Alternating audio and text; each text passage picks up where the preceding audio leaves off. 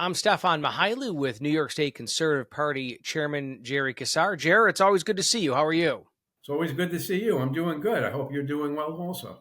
Yeah, life is great. No complaints. Well, you hear the saying from New York State Attorney General Tish James, no one is above the law. And how ironic, Chairman, now it applies to her. What are your thoughts on this potential criminal charges when it comes to the state attorney general?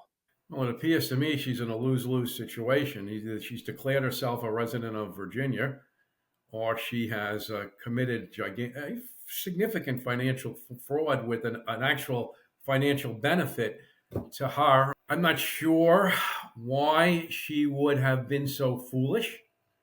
I can't imagine that she didn't know she's an attorney and the attorney general. So ignorance is never a defense, but in her case, it's also an indictment claiming ignorance.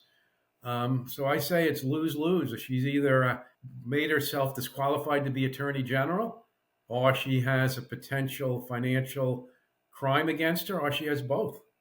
Now, let's go through exactly what this criminal referral from President Trump talks about. The fact that she and her father allegedly had basically signed bank documents saying he was a husband and they applied for a loan. And also, too, that she was claiming that an out of state residence was her permanent residence, which, of course, was disqualify her as New York State Attorney General.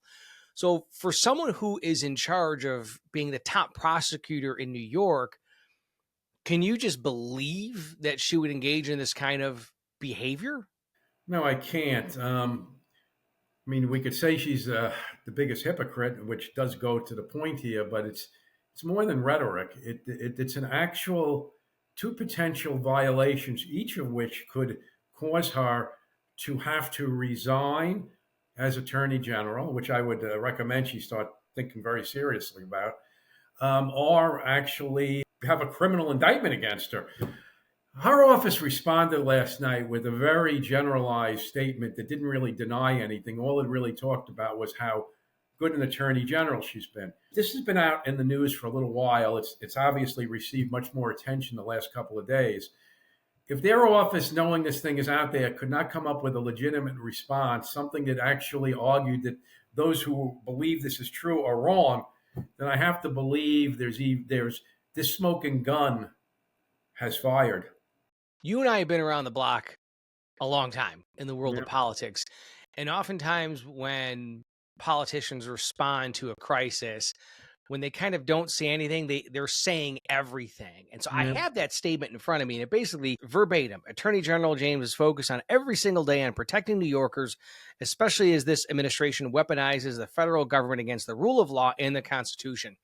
Chairman, don't you think if the charges themselves or the allegations themselves, she can say, nope, wrong, here's the proof, they would have done that, correct? I think that's exactly what they would have done. And I find it ironic that she talks about the weaponization of governments, and she's one of the original weaponizer of the Office of Attorney General. Do I expect attorney generals to be more reflective of the political party and philosophy that elected them? I do, but I expect them all to be fair and treat everyone equally, within the confines of how they believe the world is. So a Republican attorney general, let's use Dennis Vacco from years back as an example, might believe that the death penalty is an appropriate sentence. That's a philosophical thing. No one's suggesting that that doesn't exist. But she has used this office for political gain against her enemies. And she did it ironically, knowing that she herself is guilty of many of the accusations she wants to accuse other people of. At least that's my take on it. Down the road, don't you think the path is leading for her towards resignation? Well, I see there's no option of resignation which I think is rightful and would benefit the taxpayers sooner than later. We need an attorney general, Stephan, that's honest. But I will say this to you, that in the event that she tries to hold on, I can't see what path she would have to reelection. I would think the Democrats themselves would take her out in a primary.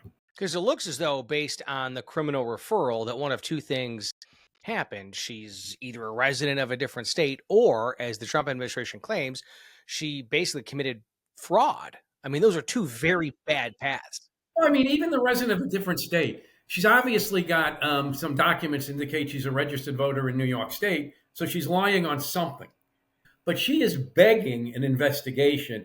It would be almost inappropriate if the Trump administration had not referred this for an investigation and potential indictment. This is the doings of a foolish individual holding one of the highest offices in New York State who should have known better.